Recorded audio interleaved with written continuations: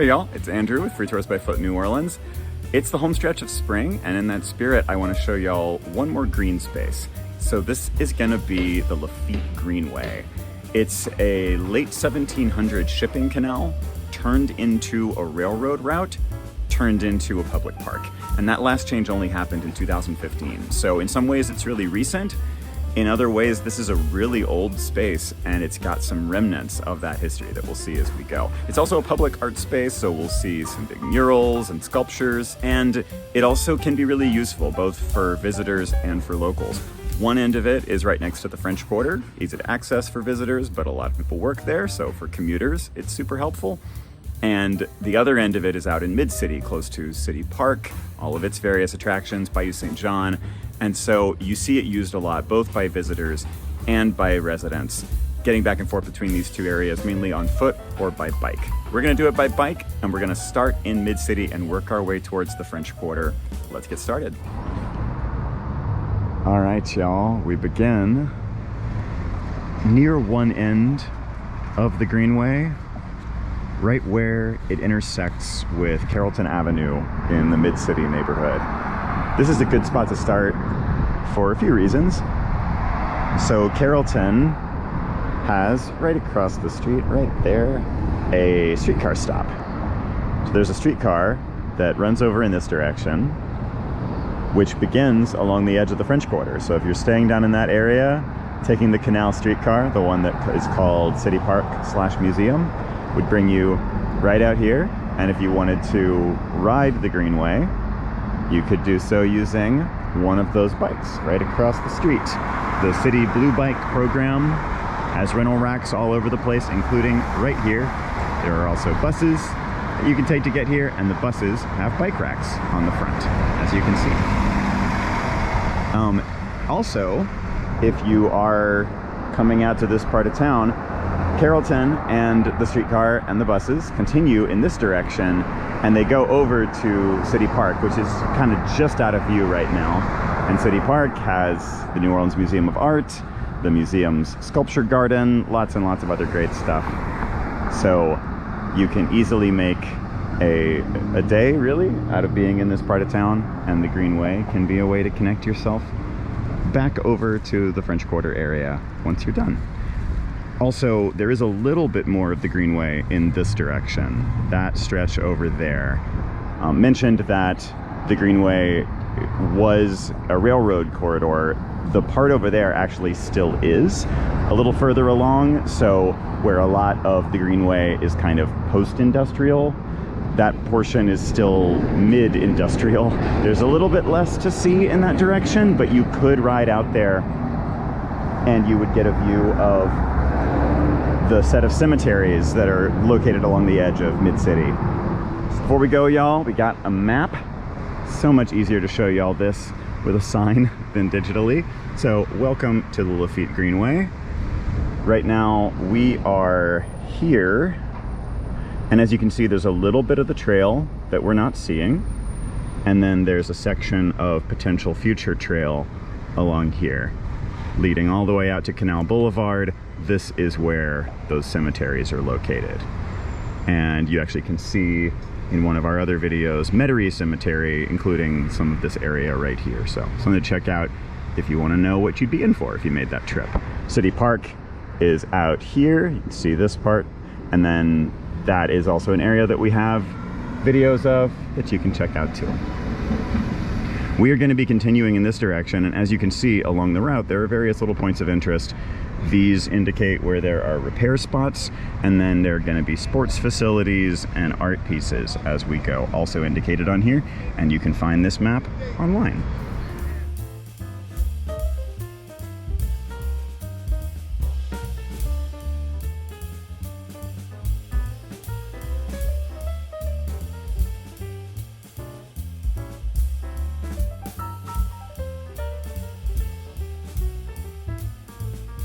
All right, y'all, here we are at a spot that just kind of tells the whole story. So, mentioned the industrial atmosphere along a lot of the Greenway. There you go. Shows its age. And then right on the other side of the Greenway from it, you have luxury apartment housing. Apartment housing of any kind is pretty unusual in New Orleans. And Mid-City is one of the places where you see a decent amount of it developing, and it tends to be targeted, a lot of it, at least in the city proper, towards people moving in from outside of the city because they're more used to this sort of thing. We're a very houses-intensive town.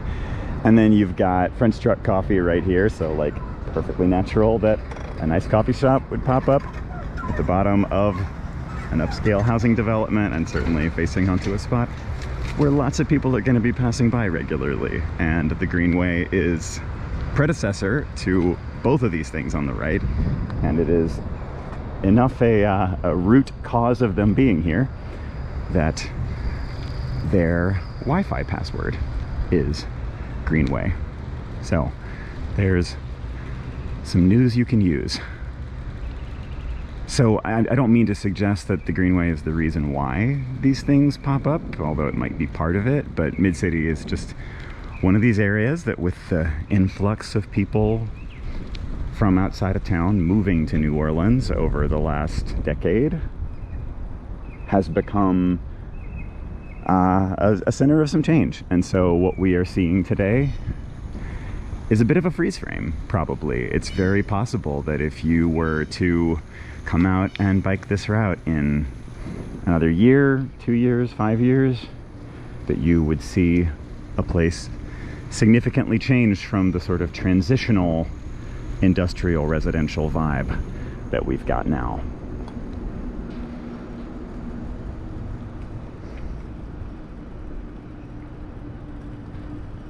You might also catch, we've got some very well executed street art in the area, running the gamut from, there's plenty of tagging, up to there are commissioned murals installed at the request of people who own buildings. Some of those are on the maps of the Greenway, so they're easy to find. Some of them happen spontaneously. Here we've got another very Greenway facing business. This is Wrong Iron. They're a beer garden. This is not their main entrance, but it kind of might as well be. Feels like a train station. They're paying some tribute to what this space used to be. And they do your crawfish boils and all the stuff you could want out of outdoor dining here, especially in the spring.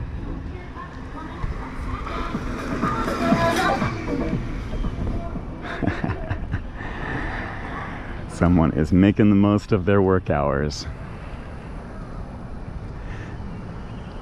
To kind of the industrial atmosphere, but with a whole different backstory, this jumps out. This is one of the most visible remaining pieces of Katrina blight in the city proper. So you can maybe see the sign up there at the top. This is the former Lindy Boggs Medical Center, and it was flooded during Katrina, had its own, there were many different really sad hospital evacuation stories. This was one of them. And while other facilities have moved on, not all of them, but some, this one's still in limbo. It's changed hands a bunch of times with a bunch of different ideas about it, what it could or should be. As of mid-2022, when I'm recording this, it's happened again recently. And the latest idea is that it could become a facility for people with memory-related illnesses, but hard to say when or whether that's gonna happen. So, again, kind of frozen in time. It might be that if you were to pass through here later on, you'd see something very different from this. And for sure, even as things are right now, it shares the space around it with some very, very different things, including across the street, Camp Bow Wow, kind of an upscale doggy daycare, a children's playground, and off in the distance, another piece of high-end-ish housing, the American Can Company, which is a converted industrial facility. So first and foremost, there are these guys. You got a permanent art installation here in the middle. And these feature our most famous waterway, the Mississippi. So it's interactive art. I first saw these at Lunafet, and a lights festival that happens every December. But they were also shown at Prospect 4, the 4th iteration of our big art biennial in town. So it's giving you 3 different incarnations of the Mississippi. The one at the top is the pre-colonial Mississippi, which you can see it's not even a single stream, it's kind of a braided band.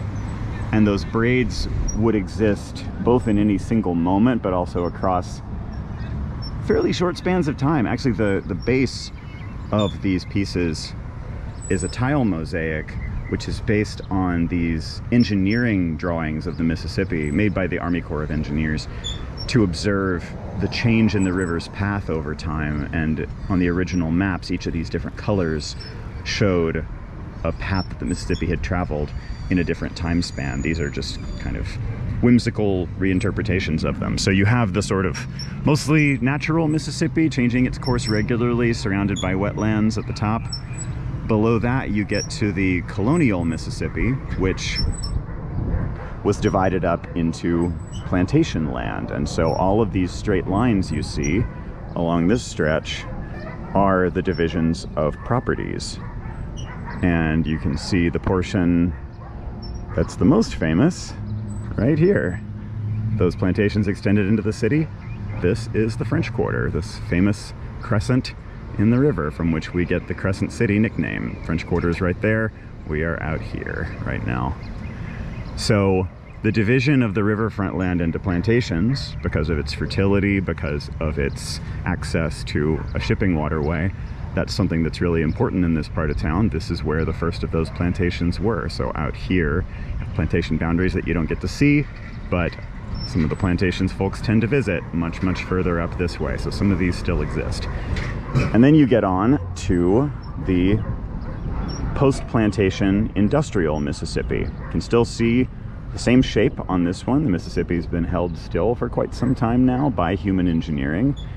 And the engineering all along it largely is for the benefit of what these individual holes mark, which are industrial facilities, chemical plants, petrochemical stuff, which is really how a lot of Louisiana makes its money now. So 3 very different stories of the same body of water over time. And the artist behind these pieces, y'all, is Michel Varisco. If you end up forgetting any of this and you see these and you want to bring it all back to mind, here you go. You've got the explanation of it all right here. It's really appropriate that these are installed here because while the Mississippi doesn't run real close to us, Bayou St. John does. And Bayou St. John is right over here. You can see that water just a little ways off.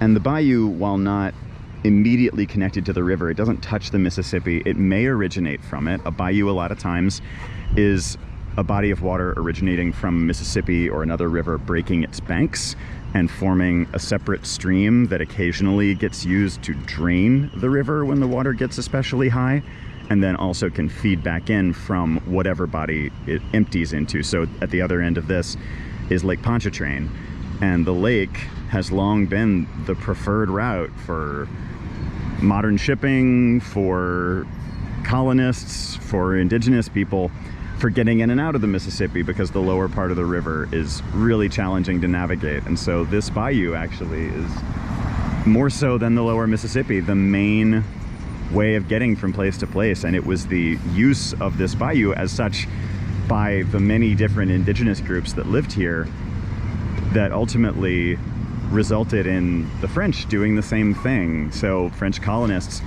basically used the indigenous plan. The French Quarter was their marketplace. This was their way of getting there. And eventually the Spanish, who took over the city from the French, turned it into, or extended, I guess, the bayou into a man-made canal that ran over this way, and hence the route of the Greenway. So you can explore all of this by bike or by kayak. We did the bayou with a kayak tour company that explores it. So you can check out that video if you want to see this from the water view in that direction. You can see the path extends over there and then eventually joins into this pretty quiet road. And you can use that to get over to the art museum. I actually would suggest, if you were going to make a great bike itinerary out of the area, you could go from the French Quarter out along the very, very scenic Esplanade Avenue to City Park, maybe see St. Louis Cemetery number 3 along the way. Come in from the park along the bayou and then intersect the Greenway right here. And from there, you could go out in the direction that we've gone. There's some good food out there. You also could turn this way and go on towards the French Quarter, which is what we're ultimately going to do. And there's one other direction you could go in too, and this is something that's very useful for people living in New Orleans. This road over here, Norman Francis Parkway, the width of it gives you the hint that the bayou used to extend a little bit further, and there's enough room in the middle of it for biking to continue in that direction. So you can see one of our blue bike racks is right here. There's a sign here saying Bike Bridge to Uptown. Uptown is the part of the city that includes Tulane and Loyola Universities, Audubon Park, the Garden District, the St. Charles streetcar, all of that.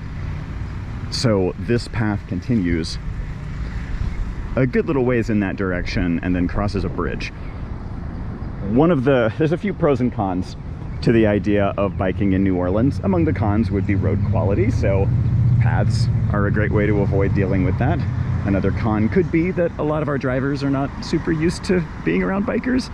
Paths also let you avoid that, so a benefit of going in either of these directions. And a pro for some people, but a con for others, would be the very, very flat topography of New Orleans. We don't have, as you can see, a lot of hills. We're just not a hilly area by nature. We're a flat wetland. But if you miss slopes, then going over in the uptown direction, you can find a bridge, and it gives you even a little bit of a skyline view, such as it is. New Orleans doesn't have much of one. We'll get a glimpse of it going further along our route, but getting up on a bridge over an interstate highway is certainly another way to do it. But we are going to move on in this direction. So we have Greenway Plaza right across the street, which is what we'll start with.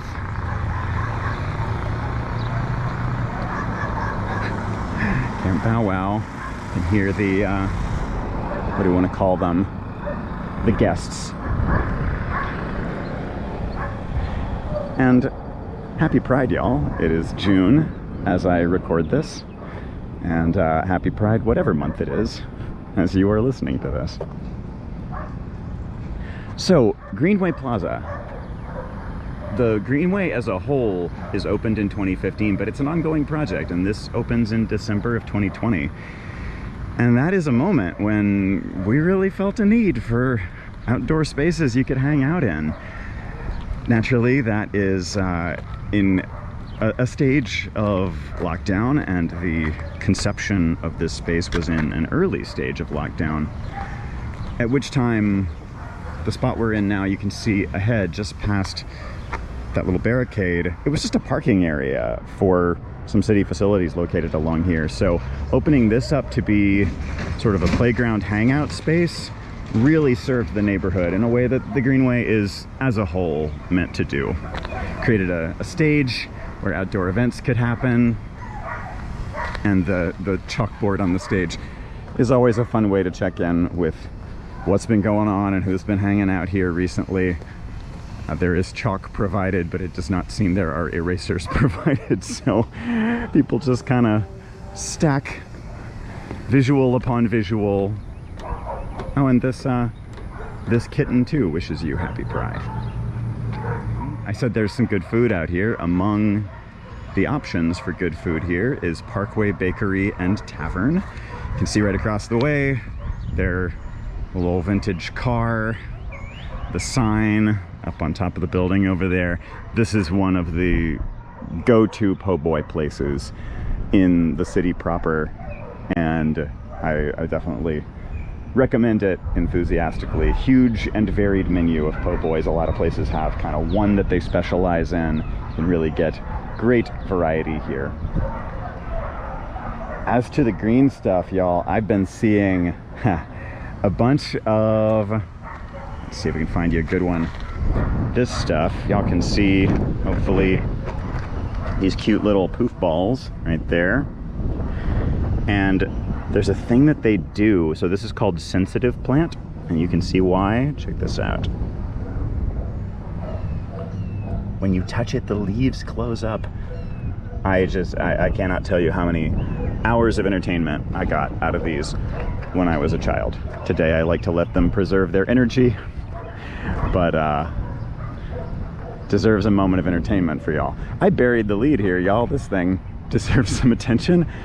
So speaking of the big art installations, and speaking too of the landscaping, this is modeled as an iris. It's a memorial to a local artist, iris of memory. And what you can't see super well right now, maybe you can make it out, is that this is another light-based item, having mentioned the light festival that happens along here in December. And it's also interactive. So this goes up in 2020, and as you approach it, the middles of the flowers will light up brighter and brighter, and you can see some of the lights in the interior too. So if you pass by in the evening, something very cool to take in, and a really lovely tribute to a beloved person. We got the living flowers over here. Lots and lots of black-eyed Susans as the summer comes on. And y'all can also see all through this small cypress trees. As I shoot this, the Greenway, not right here, further along for the most part, is in the process of adding a whole lot of cypress trees. When you look at the oldest maps of the area around the bayou, everything around me, the whole mid-city area as it is today, just gets referred to as cypress swamps. So those frondy looking trees were it. Like, you can see several of them within view right now, but this was just nothing but. And among the many human things added since then that have brought the trees down is this. So, mentioned that under Spanish rule, late 1700s, a man-made canal gets added along this length, eventually changes into a railroad track to extend the shipping potential of Bayou St. John. And there's actually kind of a remnant of it still here. This is not a shipping canal. You can imagine it would take very, very short craft to clear the height limits in here. But it's an outfall canal, which is the main thing that we do with canals in New Orleans today, is we use them to empty water out of the city. It's part of a huge system, a century-plus old system, and the largest pump system in the world, which, whenever it rains, all of the rainwater from storm drains all around the city empties into these, and massive pumps, one of which we'll see a little ways ahead, gradually pushes all of this water out into Lake Pontchartrain, further out this way. Check out the gargoyle that somebody added in here. So these are a very impressive piece of engineering on the one hand, but they're also a philosophy that sort of, it sets us up for some challenges. So the constant drainage of water from the city, while it makes sense in the short term, it has this effect in the longer term that it prevents the land under us from sort of reconstituting. Rainwater fills it back up. And so the steady sinkage of New Orleans is in large part due to the fact that we've taken a drainage-based approach, which is by no means the only way it can be done. We had a lot of conversation with Dutch engineers around from cities like Amsterdam after Hurricane Katrina, who recommended retaining water in the city with much more in the way of canals, many small and visible ones. We haven't ended up going that route, but in the meantime, there are little remediation efforts that can be done. So you can see there's a depression here, and all the things that are planted here are things that can fare well in standing water for short periods of time. And all of this will absorb, well, it'll run water off the trail, so the functional part is clear. The water can stand in here harmlessly, and you can even see there's a drain right up here, but it's not at the absolute depth. It's a little bit higher up. So the water has to go to a certain level before it starts to empty out. So little engineering tweaks like this, often involving recruiting nature to the cause, can be a more affordable and sort of short-term viable way, either to fend off the water troubles entirely perhaps, or at least to buy us time, improve quality of life, while we perhaps seek to do bigger things. So a lot of the Greenway is designed with this stuff in mind, and it's a benefit of it having been designed just in the last few years. New Orleans is very, very conscious of this stuff in the recent past. Got the city skyline, first and tallest elements of it over there, office buildings.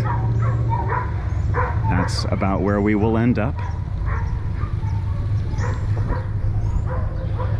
So the Lafitte area, which we are in, is a mostly residential area. The park is a lot of people's backyard. I see evidence every once in a while that someone has been crossing these beams from the other side. I don't know if it's ever the most direct or convenient way to get into this big shared backyard, especially when you've got bridges like this one, but you can see a little gate right there. To each their own. And you can also see stretches which not much has been done with so far, so yet another way in which we are seeing the place in freeze frame. Actually, the space we are coming alongside, so I started biking this pretty soon after the Greenway first opened up, and you can see there are police vehicles out here. I don't know if this is city property or if it belongs to one of the city contractors, but I remember when this first opened up, the area we're looking at was mostly there was a lot of like traffic lights and street signs being stored there. And there's something weird about seeing like massive numbers of street signs, and I guess maybe they're just there for easy replacement. We actually have to replace street signs maybe a bit more often in New Orleans, both because of weather-related difficulties and because New Orleans has some famous streets like Bourbon and a lot of beautifully named streets, and it makes the signs collectible, I guess. I actually had an experience one time. I was walking along Annunciation Street uptown, really striking name, and it was a really windy day, and I heard this loud clang, and I looked over my shoulder to see this guy, this stranger, was waving at me, and I came over to see what was up, and he said, "Hey, the street sign blew down." And at first I thought he was asking me to like call someone from the city to do something about it, but then he added, "You can have it, I already have Annunciation." I did not take it. Coming up on a big street crossing. Actually, okay, cool. On the right, up there, you can see, amidst all the tags, sign for the Crew of Arminius. K-R-E-W-E, right there. So crew, spelled that way, means, as you may well know, a social organization, often with a focus on Mardi Gras. And the Crew of Arminius is one of the gay Mardi Gras crews who throw these huge masquerade balls in the lead up to Mardi Gras Day. And theirs is a ticketed public event, so you actually could attend if you wanted to. That is their warehouse, and some of their costumes are about as big as the floats that are made for float parades. This is Broad Street. This is the most challenging crossing as you go. Like I said, not every driver in New Orleans is super used to being around bikers, but this one is. Sweet people. New Orleanians in general, mostly a pretty nice crowd, but sometimes slightly different when they are behind the wheel of a car. All right, some things to see here before we keep going. That is a pumping station. City is full of these, but mostly not in areas where visitors will see them. You've got to be driving well away from the riverfront, which is where most of the tourist hangouts are, to come by this stuff. So these are doing the work of sending that water out into Lake Pontchartrain all the time. And not only is that like I said, a somewhat fraught question for engineering reasons, but it's an old system, and the maintenance on this hasn't always gone well. Some of the damage from Katrina, a lot of the damage from Katrina, can be chalked up to this system not functioning. We've had other serious flood incidents, far less famous since then, that have also been connected with failures of the pump system. And you can imagine maybe you have a version of this where you live, or maybe just the imagination can provide one. Imagine a piece of human engineering that like every life in a region relies on to either continue or just to prosper, and that it is old and in bad repair, and many residents would say is very poorly managed by the folks in charge of it. And imagine that being made a centerpiece of elections every time almost anybody comes up for office. That is kind of the position that the pump system and the Sewerage and Water Board occupy in this city. So if you're ever here during election season and you tune in to TV or radio or anything, you are likely to come across mentions of the Sewerage and Water Board, or just bring it up with New Orleanians in conversation if you would like to see what an angry New Orleanian looks like. Also useful to know of along here, so that right over there with the brown doors, that is the Broad Theater. So movie theater, but then also right outside of it over this way, they have the Broadside, which is an outdoor performance space that they opened also like Greenway Plaza back there during quarantine. What I didn't do before, y'all, what I should have modeled for you, is pressing these buttons, because it turns on lights that will tell drivers that we are looking to pass through. So that is the right way to do it. Broadside is a cool example of spaces that opened in 2020, 2021, that there was always demand for, but not a great legal framework for in New Orleans, like outdoor entertainment spaces not located in tourist or commercially zoned areas. So places like the Broadside both provided a really much needed place for like musicians to make their living and people to enjoy New Orleans culture during times when we weren't going to be inside with each other, but also really struggled to keep going in the face of legal difficulties because there just wasn't a great setup for them. So the story of those is evolving, but there's a lot more than they used to be. If you didn't get coffee back at French Truck, which you could well do, got Hay Coffee Company, another one of these Greenway fronting businesses, to the point where they have seating on the Greenway itself.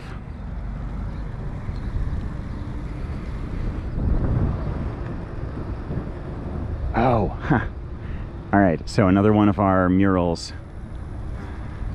This one partly obstructed by later work, but this is one of those ones that was installed with the cooperation of the owner of the building. And you can see this dog named Jordan, apparently a passing child while the mural was being made, decided that the dog was named Jordan, and the artist cooperated. This building belongs to a wine wholesaler. I mean, talk about the kind of business that is gonna relatively gracefully weather the changes from industrial towards more residential commercial. And here's another piece of art that he was happy to have added to his building. It's Paul Pogba, great footballer of the in the European and anywhere but America sense of football. And this mural was done by, see the little crown, that is the signature of B. Mike Odoms. And there is how you can track him down. He is the creator of, I mean, if you've seen New Orleans street art, you have seen his stuff. And he is also the guy behind Studio B, spelled B-E, which has a huge number of his pieces from a now demolished housing complex located right on the edge of the Bywater, so a place you can get to from the French Quarter if you're an appreciator of that kind of work. Got a modest little urban farm here.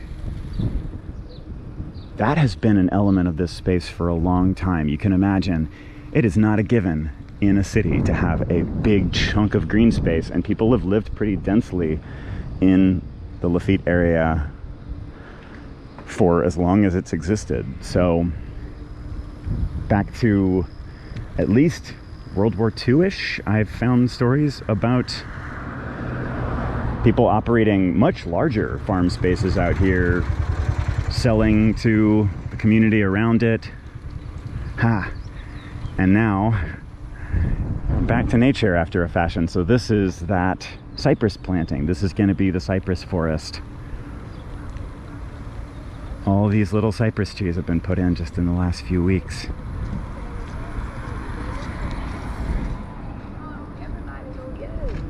Nothing lives in standing water like cypress, and just like what we saw before, you can see that there's this depression over on the left side, so water will pool over there and cypress will grow in just straight up swamps.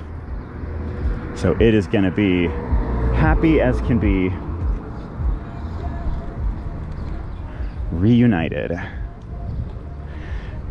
Another project going on is the planting of a wildflower meadow. So I passed by out here a little while back and saw this little corner space here covered in tarps, and they were creating planting space to scatter seed for native wildflowers versus just having a massive space of grass that at the time nothing was being done with. So looks like some first planting has happened. Wildflower meadows have the benefit of drawing pollinators like bees. Lots and lots of native insects will also eat native plants, and so you will also get native birds nesting in the area, because baby birds pretty much just eat insects that their parents have to go find for them, and they only find them on native plants most of the time. And so this whole area is going to look very different in a few years. Meadow developments take a while to happen, and eventually they kind of continue under their own steam. So we are seeing the very earliest phases of it right now. As we keep going, y'all, our view of the downtown area gets clearer and clearer. We are almost there.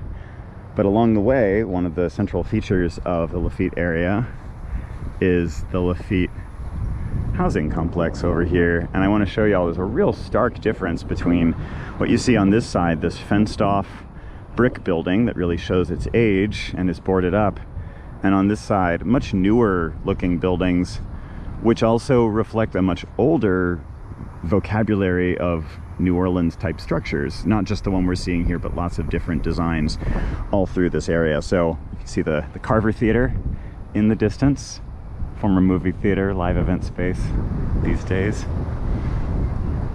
So this is part of a story that's happened much more broadly in the United States, where this is part of an old housing project, and your kind of 1940s era housing projects tended to look like this, and they tended to be these enclosed sets of buildings with kind of a big green space in the middle. And eventually in the early 2000s, the idea came about that building smaller units, outward facing, with local design styles that integrated somewhat with the areas around them would be better from a design perspective, and then that you'd also get mixed income living inside. So you'd have units that were for sale, you'd have some that were subsidized, and you'd have some that were market rate. And almost everything has been torn down in this and pretty much every other housing development in New Orleans, all the federally funded ones. all of these old brick buildings, except for a few just as memorials, have been replaced with newer stuff like this. This was an idea from before Katrina, but it just so happened that the timeline for implementation mostly ended up falling in the wake of Katrina, and many of these places were badly damaged to begin with, but there was a lot of pushback in New Orleans in the years following Katrina to the notion of destroying places that people had lived before and could live again. This idea that some New Orleanians were not wanted after their return. So there was a lot of opposition to the construction of these, but eventually it did happen. And it makes for a very different appearance along here. We also have murals along here in tribute to stuff in the neighborhood. So here you've got a sign for Dookie Chase's restaurant, where Leah Chase was famously the chef.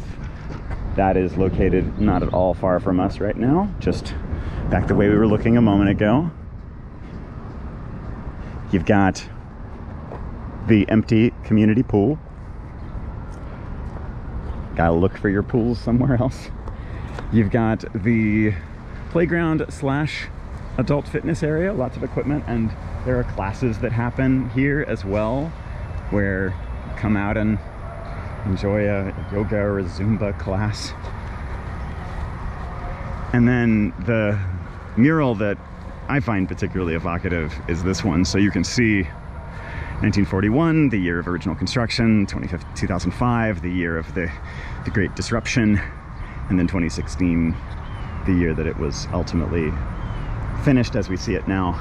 And this idea of harmony in the Lafitte and the kind of interracial imagery we get here is a really interesting one with the history of the space, especially with these two guys playing trumpet. So what this makes me think of, and I do not know if this was on the artist's mind at all, is what you're looking at over here is not quite what most people who live here would call the Treme, but it's really close, and the Treme is one of the areas that gets and deserves credit for the origins of jazz. A lot of early jazz music is played by Black and mixed race artists, Creole artists in this area, but it was also an interracial area, and you had a lot of Italians living in the area, one of whom growing up here on the land of what is now the Lafitte was Louis Prima.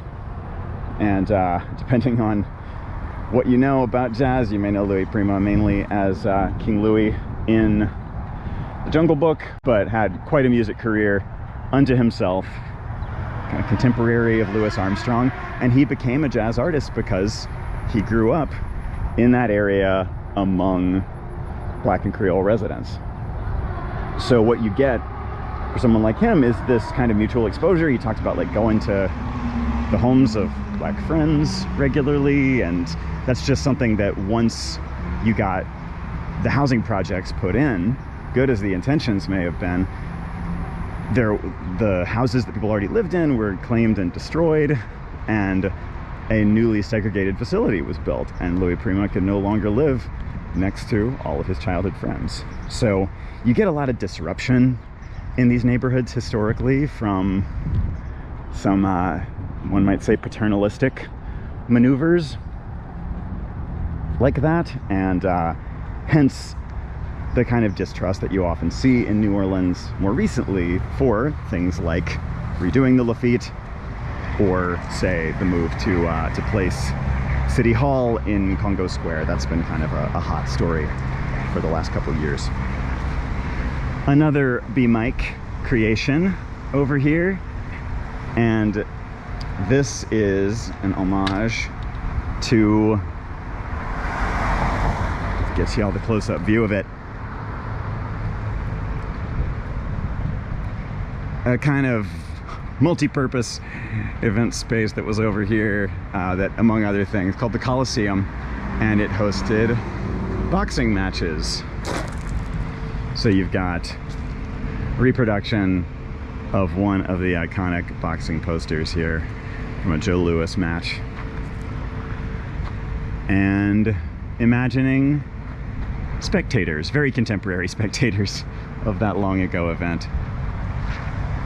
And this remains the sports space of choice around. I pass by people with their boxing coaches out here sometimes.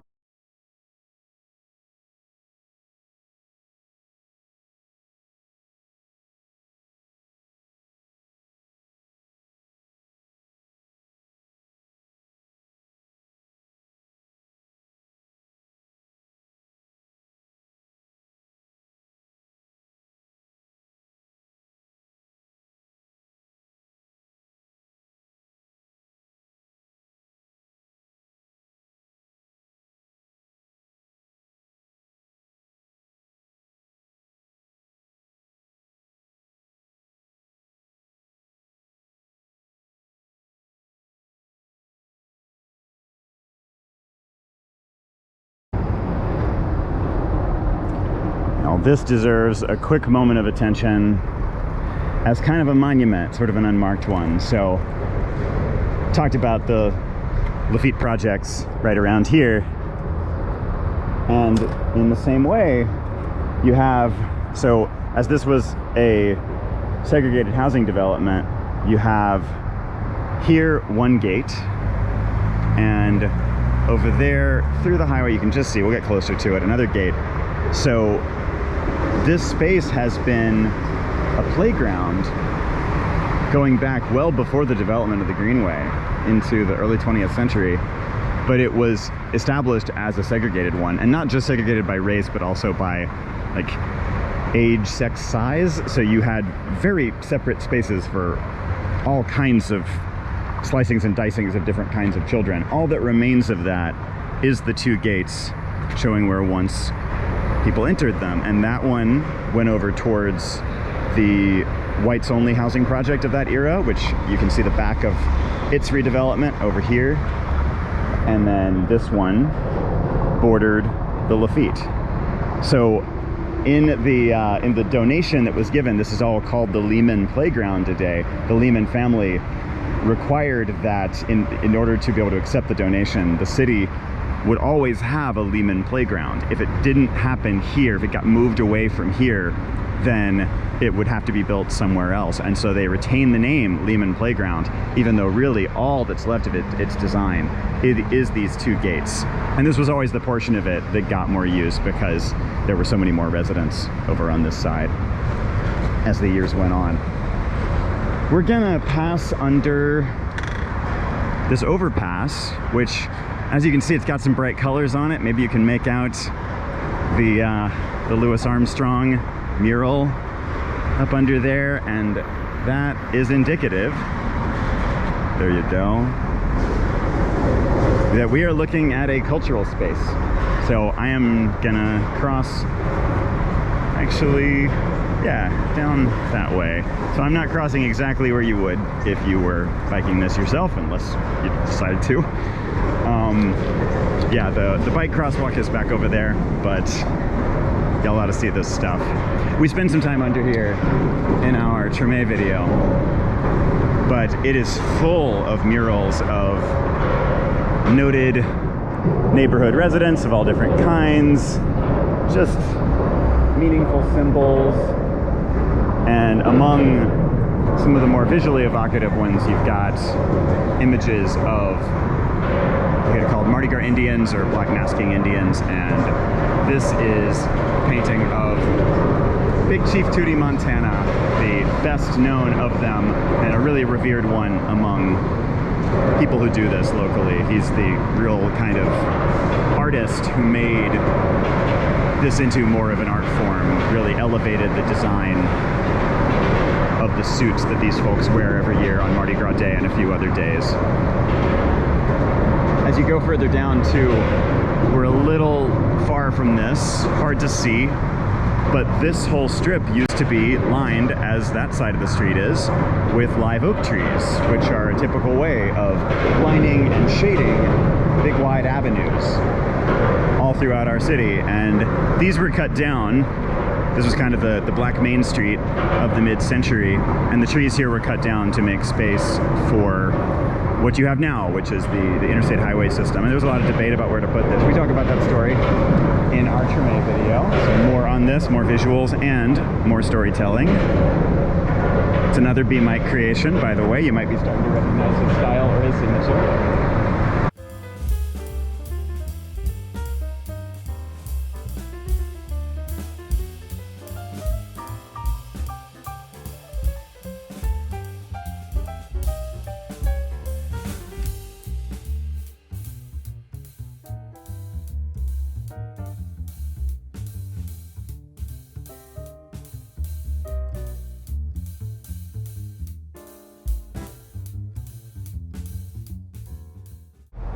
Y'all, Acme Oyster House, specifically advertising to Greenway bike riders.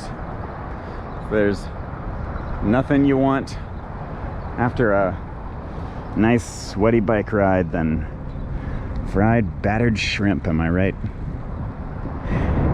If y'all ever wonder where the carriages are kept from the mule carriage tours, maybe you can glimpse one of them over there. There's a few companies that provide that service, and they are headquartered in different areas, all near the French Quarter, but that is one of them. Coming around the last quiet little space of the Lehman playground.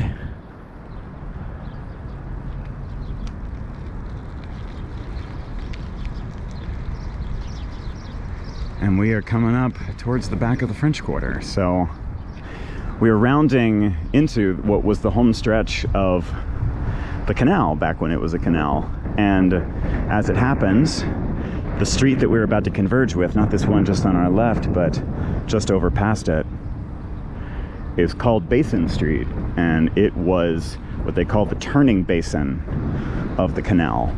So there wasn't, like I mentioned, a water route all the way to the French Quarter. It just got you to the back of it. So things that were shipped down the Mississippi had to then cross on land through the neighborhood, and then you'd load up your cargo boats back here.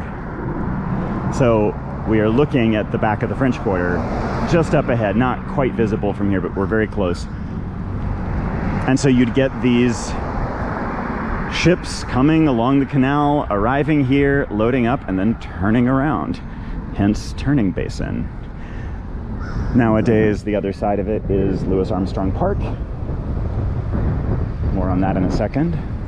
But if you cut off of the path right there, you get over to St. Louis Cemetery number 1, which you can see just up ahead of us, some of the bigger, more ostentatious tombs of that cemetery. Not a space you can walk into on your own. You do have to take a tour of it, and there is only one company that offers them, so we at Free Tours by Foot cannot offer you that service, but there are other beautiful New Orleans cemeteries that we can show you around as well. So the large building up ahead of us is the Municipal Auditorium. That is the space that very contentiously was proposed as a possible new city hall, fronting onto Congo Square, the green space right next to it, which is kind of the epicenter of African diaspora history. And what you can't see is clearly, I mean, the preservation of Congo Square is a pretty incredible story. The fact that this space that was a dancing grounds for enslaved people in the late 1700s or even earlier, that still exists is pretty incredible. What hasn't been so much preserved along here is this used to all be part of Storyville, which was our pseudo-legal red light district. And so virtually none of the buildings from it are still standing.